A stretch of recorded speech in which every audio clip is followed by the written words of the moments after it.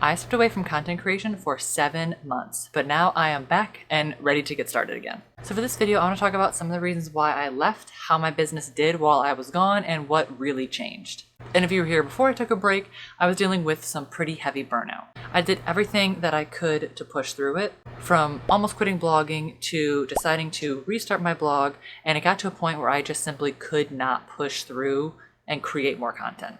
So that's the main reason why I stopped creating.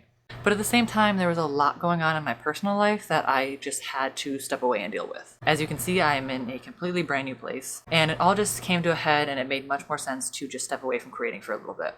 Now, I don't really plan on sharing the details of what happened, at least not right now, but all you need to know is everything is good. It was hard for a while, but it's fine now. I'm in a better place, and I'm definitely ready to get back to creating content. I would rather focus on more important aspects of why I left my business, like the burnout and what exactly happened in my business while I was gone. Now let's take a look at how the numbers went before I left.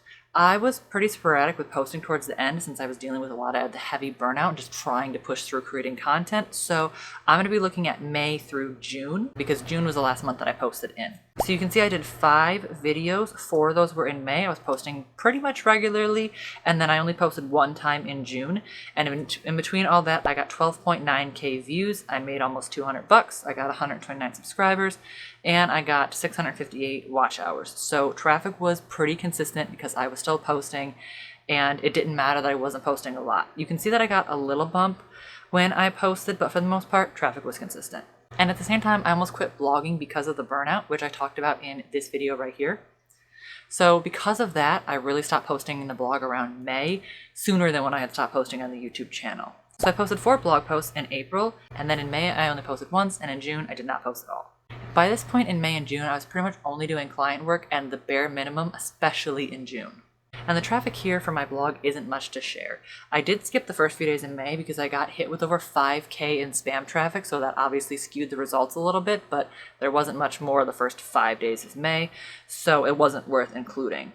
I got 1.3k views, and traffic was relatively consistent. In terms of the income, May and June were also pretty low income months as well. Before this, I was making almost $2,000 a month. But for the last few months, I dropped off clients, and then in June I had none, which is where my biggest income source was coming from. So I had $960 in May, and then $529 in June, and you can see that shop sales and the client work is gone, which is why there was such a big drop. Now I want to look at what happened when I left for 7 months. I won't look at every single month individually. I don't think it's that important. But I am going to look at the best and the worst months so that we can see how big of a fluctuation there was in that time that I was gone. Overall though, this is how well my YouTube channel did in the last 7 months that I was gone. Now the numbers look pretty impressive compared to how I left, but we were only comparing May and June before I left, whereas this is 7 months versus the 2, so of course these numbers are going to look more impressive.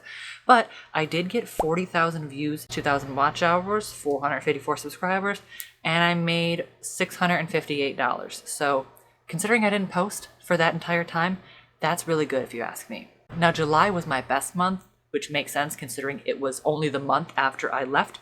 I got 7.3k views and I made almost $80, which means that for July, I was not able to cash out because you need $100 on YouTube in order to cash out every single month. So during the time that I was gone, every 2 months I was getting a payout on YouTube, as opposed to when I was posting consistently, I was getting a payout every single month. Now the month that I got the least views in was December, which was shocking to me, but also not really that shocking.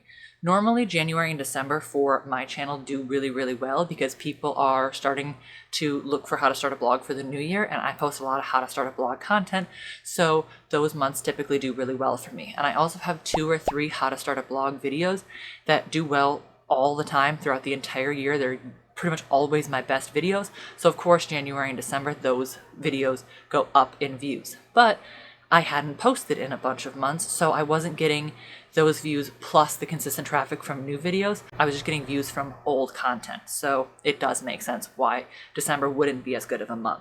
So I got 5.1k views in December and made $70. So again, I did not get a payout in December because I was getting one every other month. And I saw a similar trend with the blog traffic as well. Next, I want to talk about the income that I made while I was away.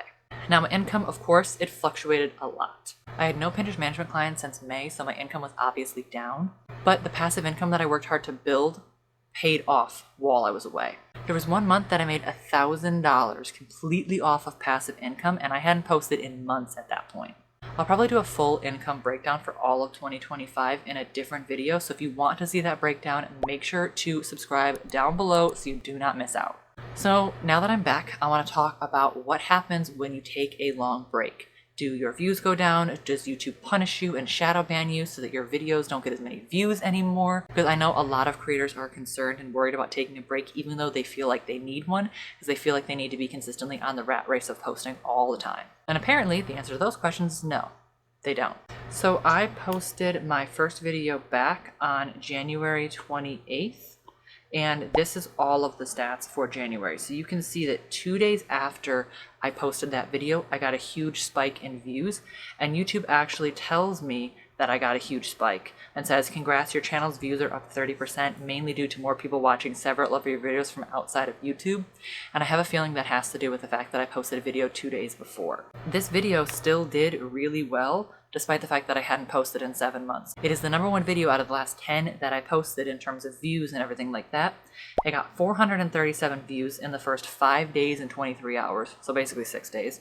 3.1% impression and click-through rate. The average view duration is down, it's only a minute, but that has nothing to do with the fact that I hadn't posted in a while and YouTube like shadow banning me or whatever. This video really was just low effort.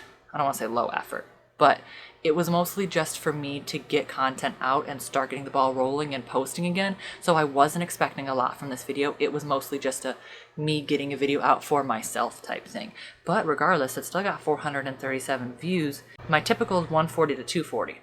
So to get 437, that's a pretty good deal for a first video back, which means that YouTube is still pushing out this content despite the fact that I haven't posted in a while, and it's okay if you stop posting on your channel. And I haven't done enough posting yet to say how my business will recover over time, so I will probably do another video like that down the line. So if you want to see how my business has recovered from not posting after 6 months, make sure to stick around and subscribe. And if you are dealing with burnout or looking to take a break, or you just want to reset, let this be your permission slip to take that break when you need it. My business did not die when I stepped away, and it is picking up exactly where it left off. Plus, the entire time I was gone, I still made money thanks to all the hard work that I had done before making passive income. So if you can set your business up right, you can feel free to step back and take a break when you need it, and you don't have to be posting every single week. Now, of course, in the beginning, you still need to be consistent, and there's a lot of circumstances here in which I had happened to make me take a 7-month break. This is not something that's going to be happening a lot. So if you set your business up right, you can feel free to take a break without worrying about losing subscribers, losing viewers, losing money, anything like that.